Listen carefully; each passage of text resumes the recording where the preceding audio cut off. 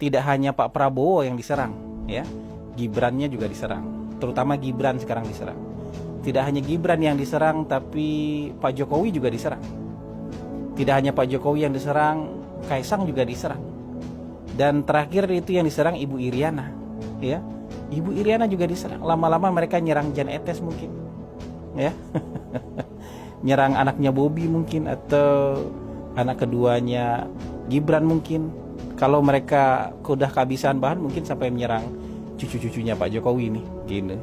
Jadi ada Gibran difitnah soal ijazah, coba, soal pendidikannya, sampai Gibran harus pamer ijazah aslinya dari University of Bradford, Singapura. Itu sudah dipamerkan, sudah dibuktikan, tapi kemudian nggak ada permintaan maaf, iya kan? Begitu aja.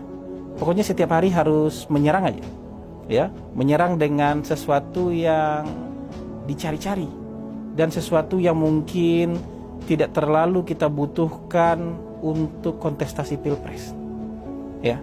Ada juga yang menyerang Kaisang soal kisah percintaannya, ya. Tuan Gunawan Muhammad misalnya menyerang Kaisang dengan kisah percintaan Kaisang yang lama, yang kandas gitu, ya, lalu dihubung-hubungkan dengan soal politik.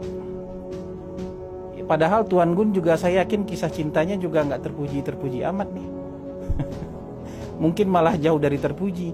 Nggak cuma di masa muda kali, di masa tua juga masih nggak terpuji kisah cintanya. Bisa jadi begitu. Kalau apa-apa dihubungkan dengan kisah cinta, berarti Tuan Gunawan Muhammad juga mungkin nggak pantas disebut budayawan karena kisah cintanya. Kan banyak orang yang bisa cerita yang kayak gitu-gitu. Cuman kita kan tidak mengait-kaitkan hal itu. Gagasan, pikiran, bakti di masyarakat, ya, nggak ada kita kait-kaitkan dengan kisah cinta.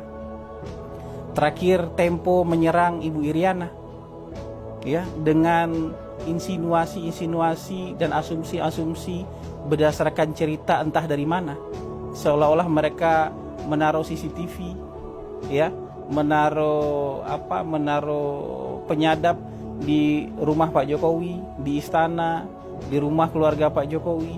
Kita nggak tahu.